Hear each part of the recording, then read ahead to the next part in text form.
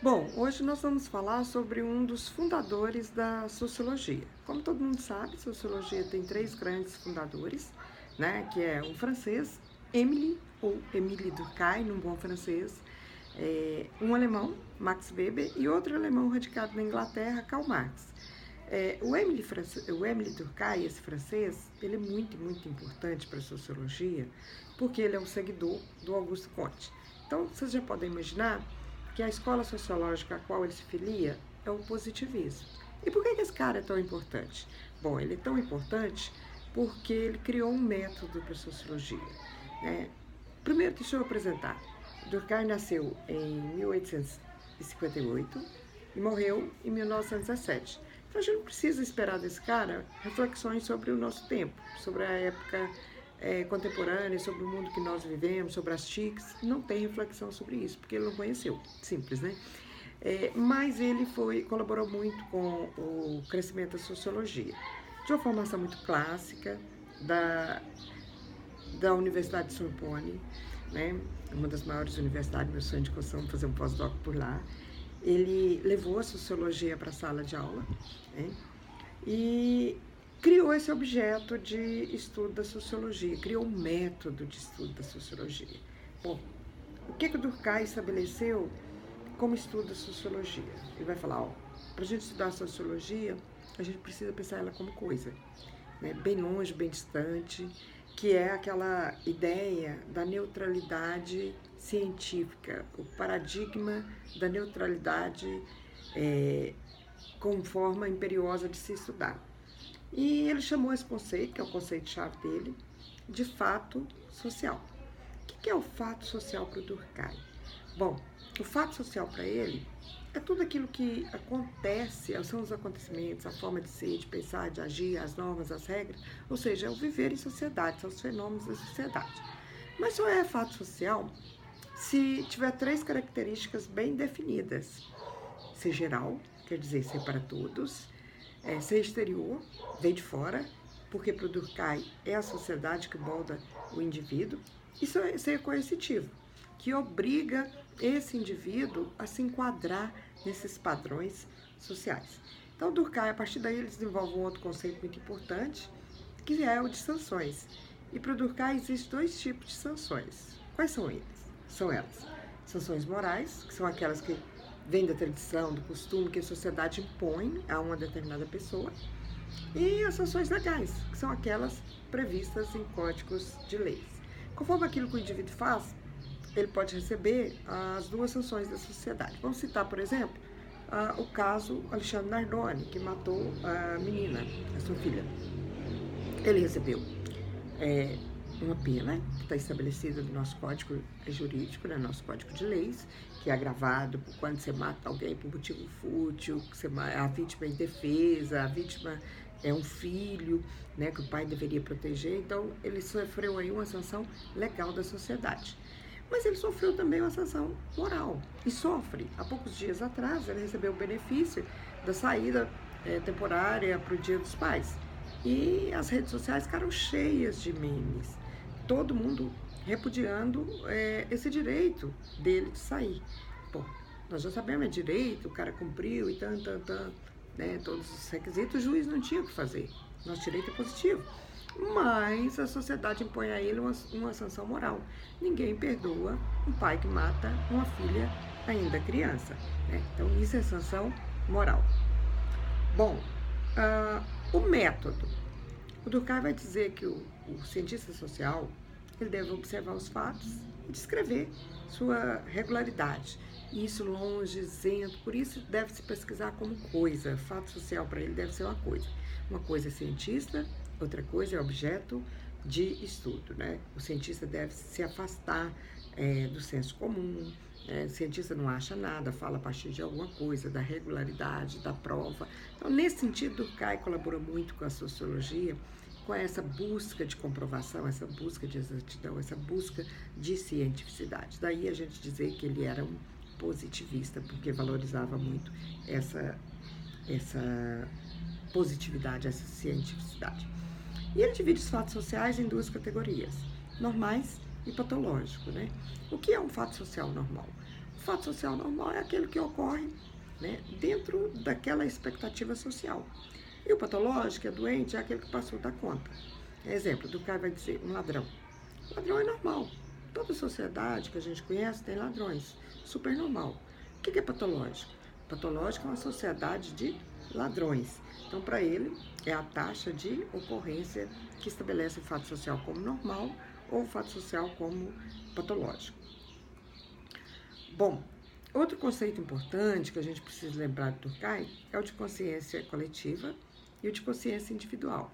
O que é a consciência coletiva para o Durkheim? É aquilo que revela, né, o que a gente tem em comum com os demais indivíduos da nossa sociedade. É a forma de pensar, de ser, são os gostos, né, as paixões da sociedade. É aquele perfil psíquico que, de uma certa forma, é muito comum naquela sociedade. E a individual é a forma de pensar dos indivíduos. Não preciso nem dizer para vocês que o Durkheim valoriza muito mais a consciência coletiva, né, porque para ele é a sociedade que faz o indivíduo. E ele diz que consciência coletiva ela é muito mais do que a simples soma das consciências individuais, né, que é o conjunto de crenças comuns à média da população, formando os hábitos, os costumes, os pensamentos padronizados, que gera relações coletivas, né, que geram a forma de ser, de pensar dessa sociedade, independente das condições particulares de cada indivíduo. E para ele, consciência coletiva é um fato social. Por quê? Porque tem aquelas 3 características. Geral, é para toda a sociedade, é de fora, o indivíduo chega, ele tem que se adequar a essa forma de pensar, e é coercitiva, né? Se ele não se adequa, ele sofre sanções. Outro conceito muito importante do Durkheim é o de solidariedade. Para ele, o que é solidariedade? É aquilo que cria a sociedade, é o que dá ela, o que dá formação à sociedade. E ele divide em 2 grupos, solidariedade mecânica e solidariedade orgânica. Bom, eu sempre falo para os alunos, solidariedade mecânica, a do coraçãozinho, né, que é aquela do pertencimento, da maior valorização do nós, é aquela para sociedades mais primitivas, sociedades com menor densidade demográfica, com menor divisão do trabalho, onde você tem uma alta consciência coletiva. Exemplo, as tribos indígenas que ainda hoje continuam intactas lá no interior do Amazonas, né? Me referindo àqueles índios que ainda jogam flecha no helicóptero da Globo.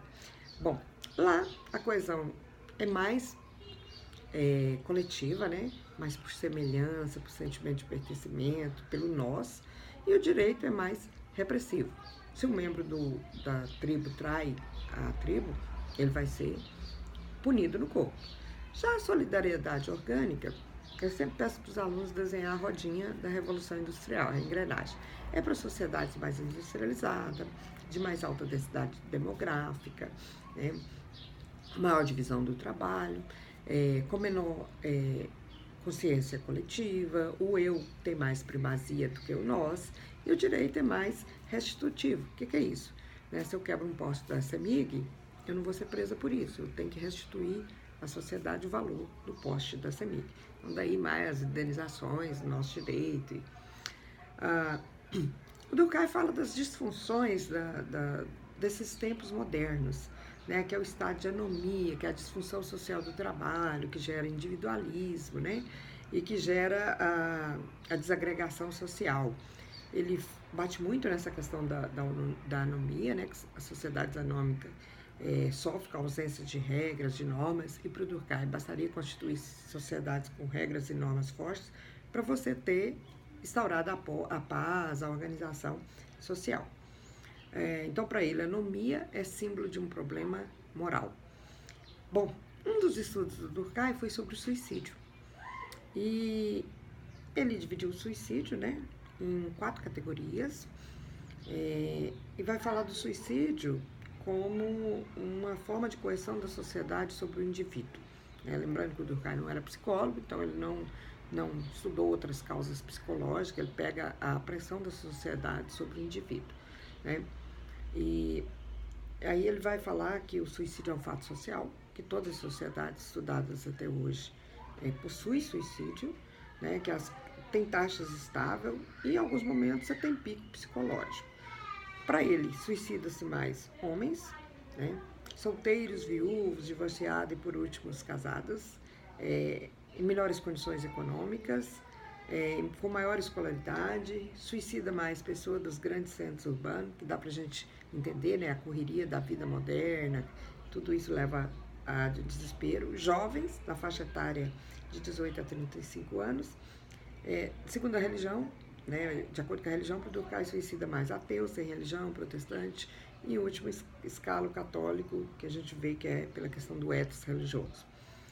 Vamos falar dos tipos de suicídio, né? Ele dividiu em 4. O primeiro é o egoísta. O que é o suicídio egoísta? É aquele onde o ego é muito grande, a pessoa se suicida para punir alguém, para fazer alguém sofrer, né? Segundo ele, nesse momento, você tem uma individualização desmensurada e a pessoa é capaz de se matar para fazer outro sofrer, né? Tem o suicídio altruísta. Nessa categoria de Durkheim se encaixaria os pilotos kamikazes japoneses, os homens bombas dos Estados Islâmicos, viúvas, pessoas com idosos para não dar trabalho para os filhos, para a família.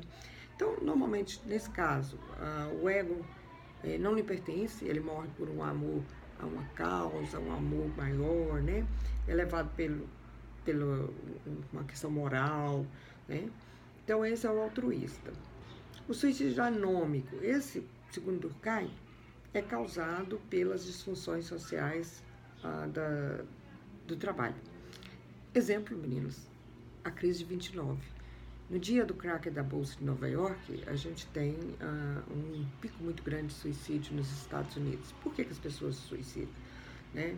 Porque você tem uma ausência de regra que limita as paixões. As pessoas, quem aplicava na Bolsa, ganhava-se muito dinheiro num dia, no outro dia amanheceu pobre, miserável. E aí a pessoa não aguenta o limite disso e acaba suicidando. No Brasil, nós tivemos um pico de suicídio anômico, foi o dia que o presidente Fernando Collor de Mello confiscou as cadernetas de poupança dos brasileiros. Né? Então, esse é um suicídio anômico. Ele fala que os limites parecem insuportáveis. Né? Para ele, a anomia é símbolo de desagregação da moral, dos vínculos sociais. A educação para o Durkheim é um fator muito importante. Né? Ele fala que a educação deve reproduzir os valores da sociedade, né? Deve ensinar esses valores, deve introduzir o indivíduo na sociedade. E ele estabelece 3 instituições muito importantes, né? Que é a família, a escola e a religião. E para ele a escola deve ser submetida ao Estado. E o Estado, para o Durkheim, é o ponto-chave. Né? A instituição, segundo ele, é um fato social, que é externo, é geral e é coercitivo. E deve possuir regras, né, para tornar o cidadão consciente dos seus deveres e dos seus direitos, né, ter regras claras, deve ter força moral capaz de manter integrado o tecido social, né, senão vira um estado de anomia.